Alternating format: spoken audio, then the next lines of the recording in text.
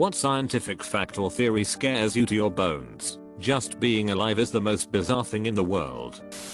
Negliria fowleri, brain-eating amoeba, has a 97% fatality rate and it's immune to most antibiotics. This is why you always use cool, but recently boiled water for nasal rinses.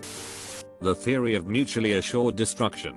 It's a great theory for helping me sleep at night. But it kinda only works if everyone involved is always rational at all times and never feels they have nothing to lose. Thankfully no human ever acts irrationally, and certainly if they did, we'd never let them keep control of nuclear weapons. That'd be insane. Haha, really insane. Like, insane is honestly putting it mildly.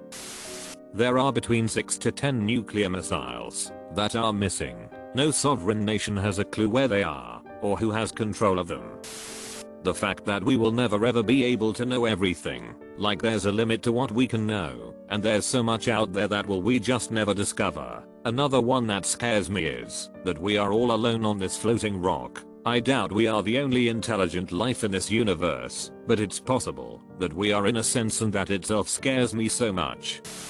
We are either alone in this universe, or we are not. The idea that we are alone is more unfathomable than the idea that we aren't. Everyone's busy asking if aliens exist, but what if they don't? What if it is just us? Atoms are 99.99% empty space. The nature of all seemingly solid matter is an illusion. You also never really touch anything. There is always an incredibly small space between you and an object, even if you push on it, due to electrostatic repulsion between your body's atoms and the atoms of the object. We just feel it, due to electrical charges in our nerves. So, we never touch anything, but we feel it in our brain. There are microorganisms and bacteria crawling around your eyes. Academically, I know that we think they are helpful and fight disease. However, I don't like the notion of stuff crawling around on my eyes. It is possible that the universe exists at a false vacuum level, and at some point, anytime or anywhere, vacuum decay could occur, sending a wave of destruction out in every direction. The only solace is that, if it did occur, it would probably spread at no greater than the speed of light. So if it occurred in some other galaxy, humanity would be long gone before it reached here. Of course, that also means it could have already occurred in multiple places and at multiple times, and the universe is just being destroyed bit by bit. The teleportation theory, that teleporters don't actually move you from place to place, but kills you by breaking you down to molecular level and create an exact replica of you on the other end who thinks it's you, because it has your memory, and as more and more people will use it, they will keep getting replaced by a different person each time. And if there's just one of me, and it's me, what's the problem? My biology professor once told the class that every few years, every cell or atom or something in your body is replaced by another. So what makes me? Your brain recalls memories when you die, but your brain also recalls memories wrong. So you're basically lying to yourself right before you die. Your brain lies to you even now. For instance, filling in that blind spot, scotoma, in your vision, so you don't even know it's there, or really any channel where your senses are being converted to your subjective experience. I love thinking fast and slow, for this explains many of the ways that the model our brain has built of the world is terribly flawed. When you get rabies and didn't get treated until the symptoms show up, you're dead. When you experience single symptom of rabies, you're already dead. There's nothing you can do about it. Also, rabies symptoms can take long to show up. The incubation period for rabies can last up to years. So if you were bitten or scratched by an animal with rabies years ago, the symptoms could show up right now, and you will die. Antimicrobial resistance. What's really crazy is, we owe our modern prosperity, especially in the US, to antibiotics. Each particular antibiotic only works for a short period of time before pathogenic bacteria becomes resistant to it. We've been through numerous different antibiotics since the discovery of penicillin, and pathogenic bacteria have become resistant to almost all of them. We are running out of antibiotics that are still effective. About 4 or 5 years ago, I learned that there were babies born in India who had infections that were resistant to all known types of antibiotics. There's a good chance that in our lifetimes, we'll see people dying from common infections due to the lack of effective medicine to treat them. The Carrington event. In 1859 the sun spewed a huge amount of highly charged plasma that brushed against the Earth's magnetosphere and caused every electronic device on Earth to receive a huge electric shock. At the time, every electronic device on Earth consisted of a few telegraph machines. Some simply ran, even while disconnected from their power supply for a while. Some melted. If an event like this were to happen today, we are overdue for one.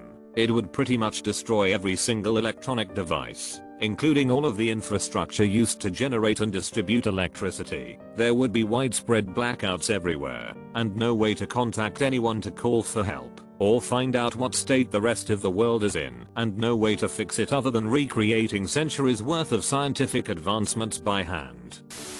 The Andromeda Galaxy is on a collision course with the Milky Way galaxy, and it is moving at us at the rate of 70 miles a second. However, we have 5 billion years to get ready. As scary as that sounds on paper, celestial objects are so far from each other that, even when the galaxies collide, it's astronomically slim that anything actually collides. I can't find it, but C-Show Space did an episode on the matter.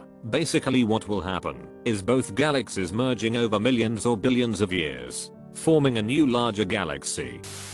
People in large groups become really bad at making decisions, planning, and making accurate judgments. It doesn't matter if the group is made of genuinely intelligent people. The above is always true. Not always. That happens when group conformity pressures are present.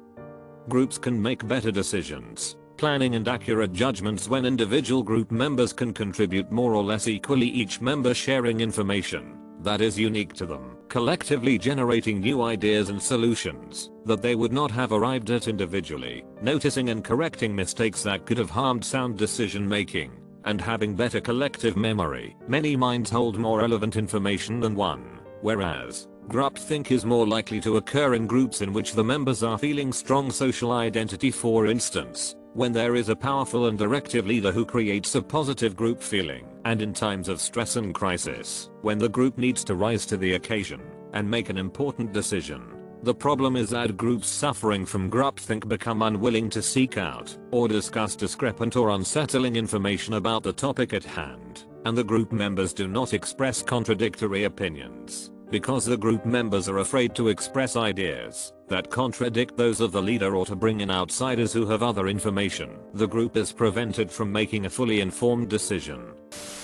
There is a thought that, if there were a big enough landslide on the Canary Islands, which is a real possibility, if it were large enough it'd cause a giant tsunami causing significant damage to the eastern United States. I've seen some of the models. They look quite grim. The Chicxulub asteroid that wiped out the dinosaurs landed in what is now the Gulf of Mexico, directly next to the Yucatan Peninsula, as well as instantly vaporizing the nearby water. It created tidal waves that reached as far as where modern Europe and Africa are. The water also made its way hundreds of miles inland on the continental US, possibly as far as South Dakota and Montana. The dark forest theory. It's an explanation as to why we haven't heard back from aliens yet. They are purposely keeping quiet as there is no way to know if another life form may perceive you as a threat and decide to kill you off. Whoever pulls the trigger first is the winner. Everyone is a hunter, so why risk reaching out? Absolutely this. Imagine if we finally made contact with aliens, and the first message we got back was something like this. Cease all communications. They will hear you. There could come an all-life-ending gamma ray burst from anywhere in space that we can't predict, and we wouldn't know about it beforehand. It's like Archer's 3 biggest fears, except with gamma ray bursts instead of alligators and crocodiles.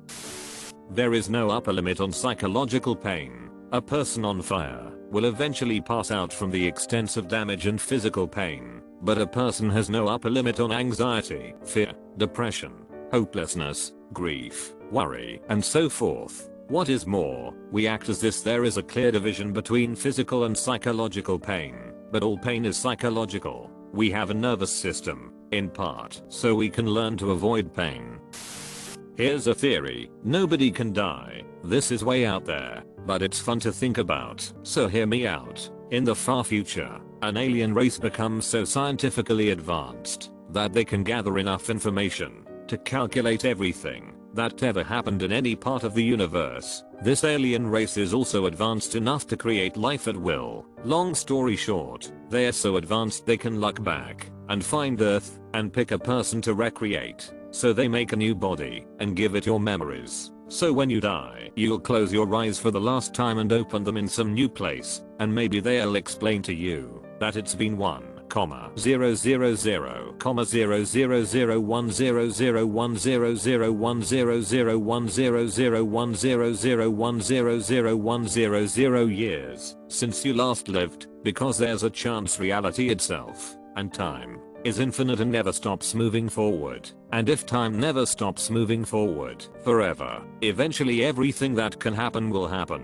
But to you, who doesn't exist during the dead time, it'll feel like you went to sleep and woke up an instant later, even though a nearly infinite amount of time passed, and there might be nothing stopping this from happening forever.